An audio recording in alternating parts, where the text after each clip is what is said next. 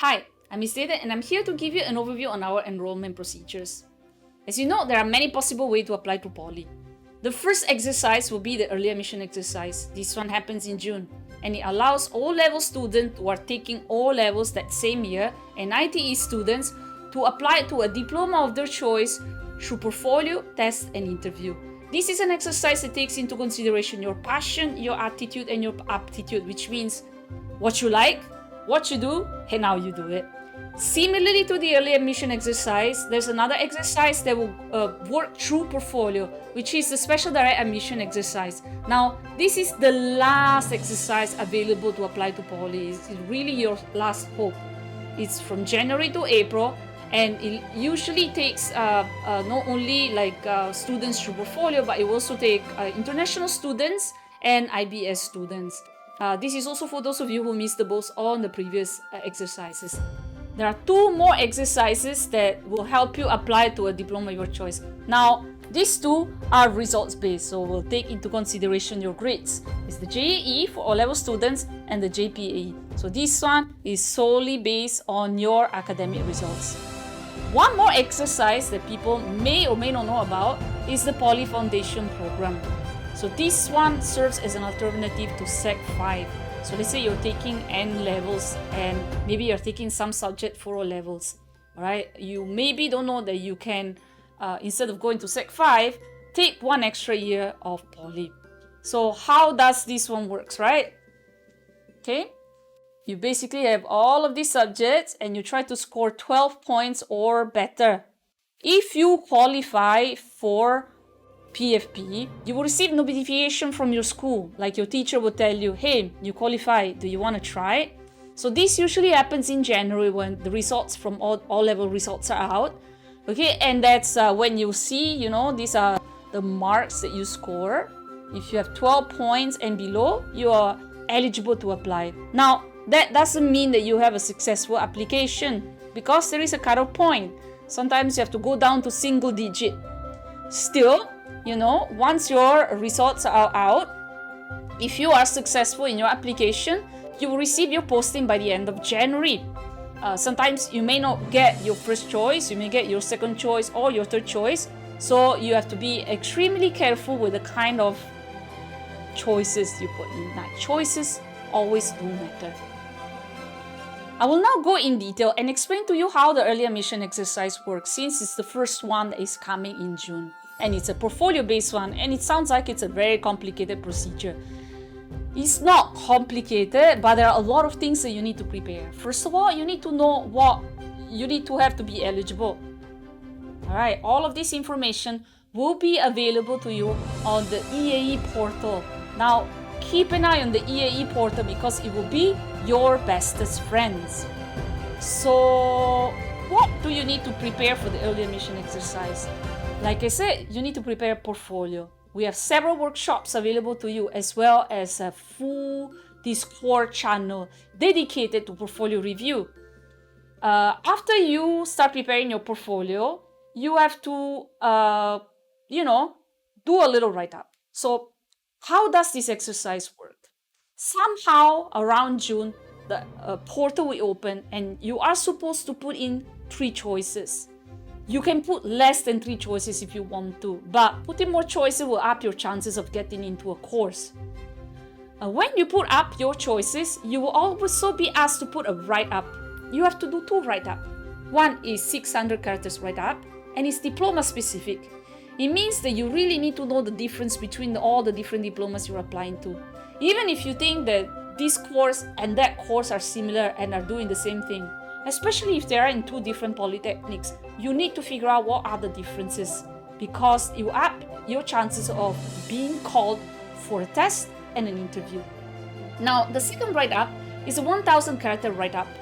This one is not really about the diploma, it's about you. This is where you flex. You just tell us who you are, what you do, if you participate in any competition, if you volunteer somewhere, if you have, a piano diploma, anything that, help us know what kind of person you are, what's the stuff that you are made of.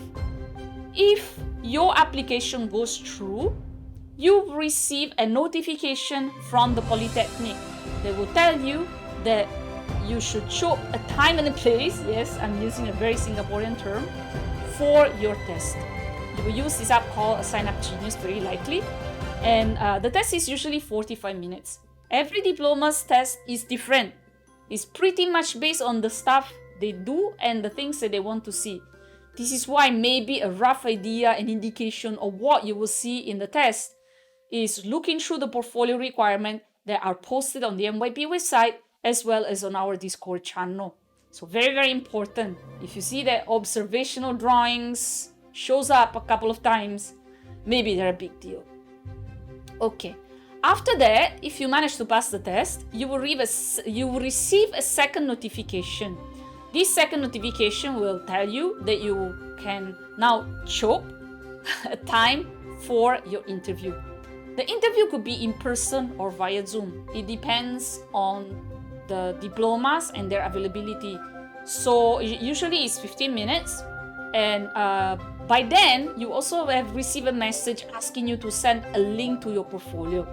Your portfolio not need to be physical. You can use many different platforms. You can make a website, you can use ArtStation, you can use DeviantArt. What we don't recommend using is a social media platform. Twitter, Instagram, Discord, Facebook, TikTok. Let's not use those.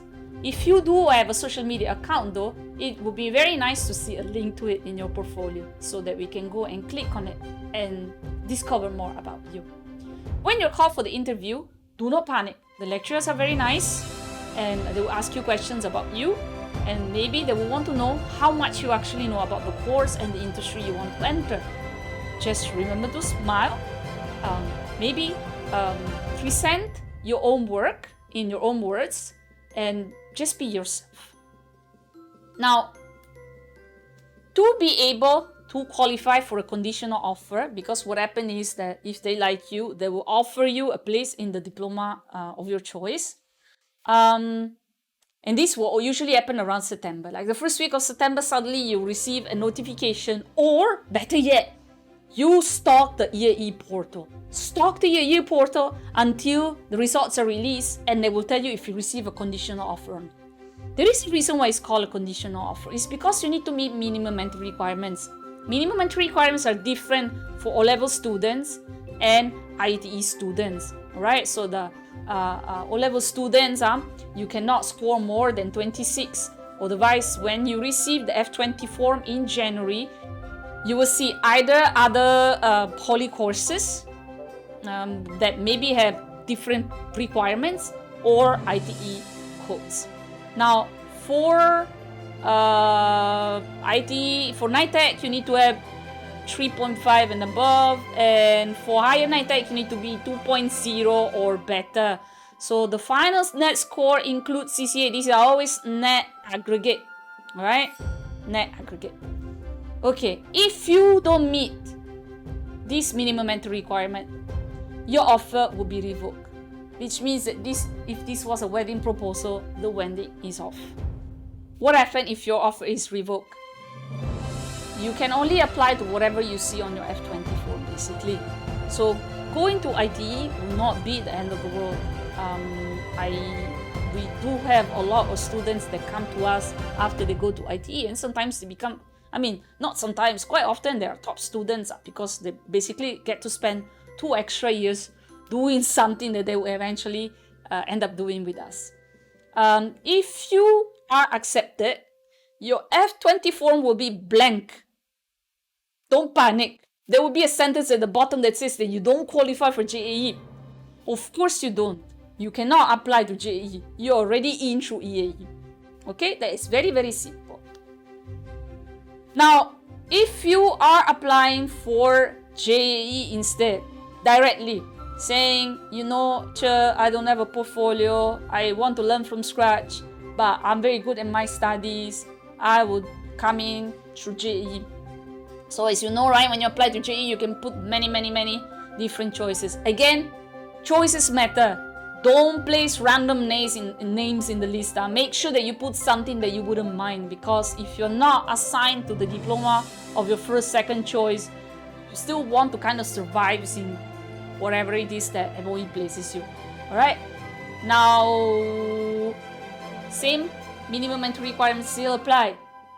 But of course, cutoff point comes into the picture. So what are the cutoff points for JEE? As you may know, we recently started with our professional competency model. As such, our diplomas are brand new with new diploma codes and everything. You will not find the cutoff point in the JEE booklet this year. You will find maybe the previous names, or you will find a dash. So I have a range for you that was gathered from previous years, and it's based on the previous diplomas. So let's say that, for instance, you want to go for communication and motion design. You want to look at visual communication and motion graphic here, and maybe you want to go and look within this range. Now, if you do particularly well, there are scholarships available to you. We have a multitude of scholarships available to you.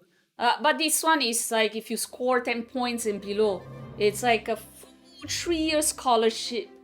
It's not too bad. It's a lot of money that you get to save. Maybe you want to invest in a very good computer. Since I mentioned the minimum entry requirements, maybe you want to know if there is a breakdown. So what are the kind of subjects that you can take during the O-levels? So I have 4 diplomas up here above me. Can you see them? And these are the subjects. For Batch 2 and Relevant 2 especially, you want to check the JEE booklet. Make sure you check the JEE booklet to see which subjects you can take, so that you can eventually use them for your O-level scores. Now, for those of you taking EAE, you will see that the minimum entry requirements is quite reasonable. This is math right here, D7. Alright, so quite reasonable. Of course, if you're taking game development technology and architecture, the requirement format will be slightly different. It will be a C6. Now, game development technology and architecture, they do math. They do math in the diplomas, and they need to know numbers. One is a programming diploma, the other one, cannot kill people with faulty buildings. So there's a reason why your math needs to be slightly better. Check the JEE booklet again for the Relevant 2, because there's no art required for this one. You cannot use art for it. Now, again, if you have any questions that my video may not have answered, please feel free to join our Discord channel. You will find a link in the description. We also have a channel dedicated to portfolio review, as I previously stated, so feel free to join and we will help you with everything.